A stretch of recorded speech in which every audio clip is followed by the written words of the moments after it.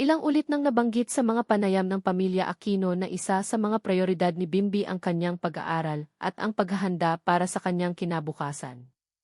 Dahil dito, hindi na bago sa publiko ang posibilidad na balang araw ay piliin niyang ipagpatuloy ang edukasyon sa ibang bansa kung makabubuti ito para sa kanyang personal na pag-unlad.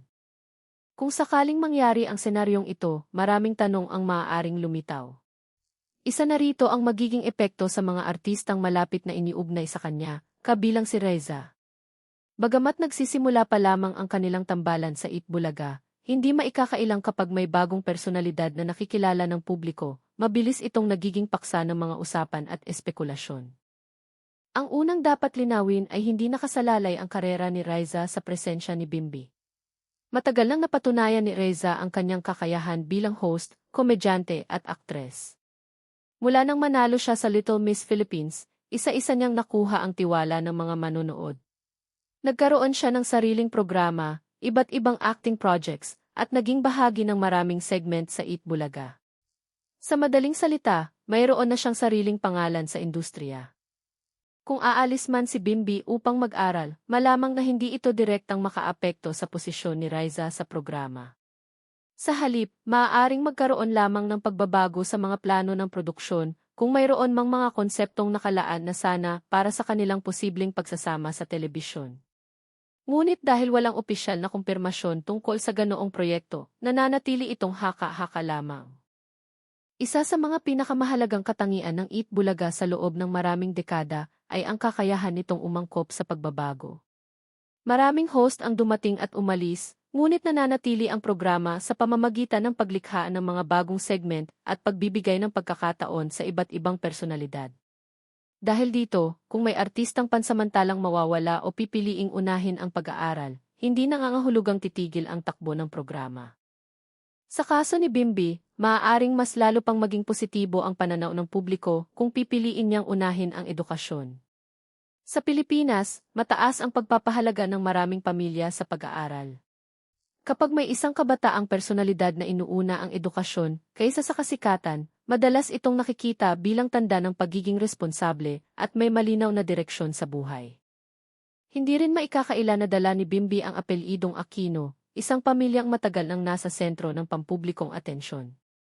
Dahil dito, halos bawat hakbang niya ay sinusubaybayan ng media. Ngunit sa kabila nito, kapansin-pansin ding mas naging pribado ang kanyang pamumuhay habang lumalaki siya. Kumpara noong bata pa siya, mas madalang na siyang lumabas sa telebisyon at mas pinipili niyang mag-focus sa personal na buhay at pag-aaral. Kung sakaling mag-aral siya sa ibang bansa, maaari itong maging pagkakataon upang mas lalo siyang makaranas ng normal na buhay bilang estudyante. Malalayo siya sa araw-araw na pagkuha ng larawan ng media, sa walang tigil na tsismis sa social media, at sa pressure ng pagiging anak ng isang kilalang pamilya. Ang ganitong karanasan ay maaaring makatulong sa kanyang personal na paghubog bilang isang individual. Samantala, si Reza ay nasa ibang yugto ng kanyang karera. Mula sa pagiging child star, unti-unti na siyang nagtatransition bilang isang young adult performer. Isa itong mahalagang yugto dahil maraming child stars ang nahihirapang mapanatili ang kanilang kasikatan habang tumatanda. Ngunit sa kaso ni Reza, mayroon siyang kalamangan dahil bukod sa pag-arte ay mahusay din siyang mag-host at makipag-usap sa iba't ibang klase ng tao.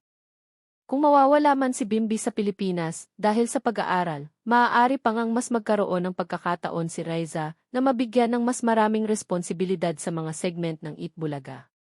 Sa telebisyon, kapag may bakanting espasyo o bagong direksyong gustong tahakin ang isang programa, kadalasang binibigyan ng mas malaking papel ang mga host na matagal nang napatunayang kayang magdala ng palabas. Isa pang posibilidad ay ang mas pagtutok ni Reza sa iba pang proyekto sa labas ng noontime show. Maaari siyang mapabilang sa mga teleserye, pelikula, digital content, o online programs. Sa kasalukuyang panahon, hindi na lamang telebisyon ang sukatan ng tagumpay ng isang artista. Lumalawak na ang mundo ng streaming platforms, social media, at digital entertainment.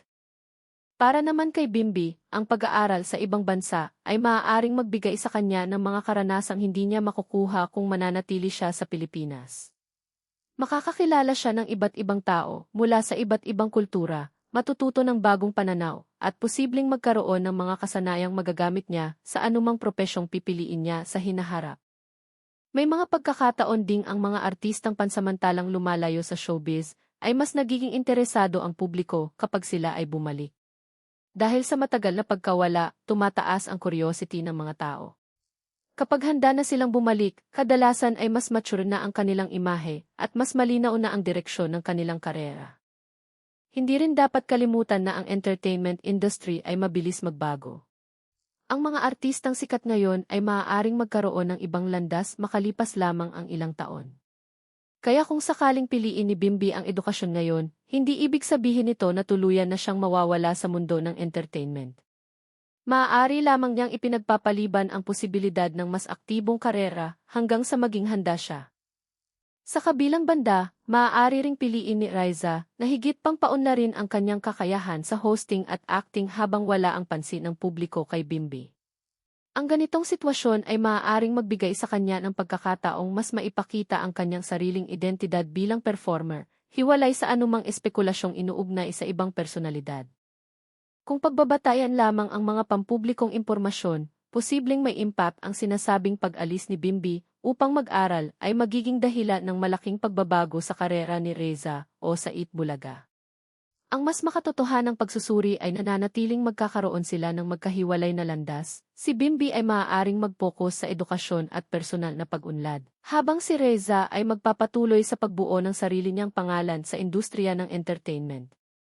Kung susuriin ang kasaysayan ng industriya ng telebisyon sa Pilipinas, maraming pagkakataon nang napatunayan na ang tagumpay ng isang programa ay hindi lamang nakasalalay sa isang personalidad.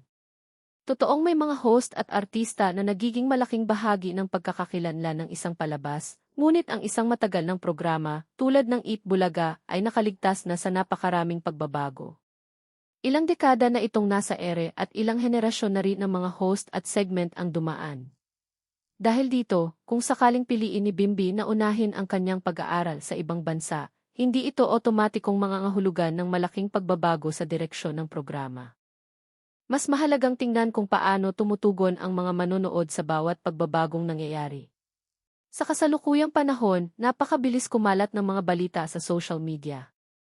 Isang larawan lamang o maikling video ang maaaring pagmulan ng iba't ibang interpretasyon. Kung sakaling lumabas ang balitang aalis si Bimby upang mag-aral, malamang na magkakaroon ng samut-saring reaksyon ang publiko. May mga susuporta sa kanyang desisyon dahil naniniwala silang ang edukasyon ay mas mahalaga kaysa kasikatan. Para sa kanila, mas mabuting maghanda siya para sa pangmatagalang kinabukasan kaysa agad sumabak sa buong panahong karera sa showbiz. Ang ganitong pananaw ay karaniwan sa maraming Pilipino, lalo na kung ang usapin ay kinabukasan ng isang kabataan. Kung pagbabatayan ang mga pampublikong impormasyon at ang nakikita sa takbo ng industriya, ang mas makatotohanang pananaw ay hindi ang pagkakaroon ng malaking krisis sa Eat Bulaga o sa karera ni Riza kung sakaling umalis si Bimby upang mag-aral. Sa halip, mas malamang na magpatuloy ang bawat isa sa sarili nilang landas.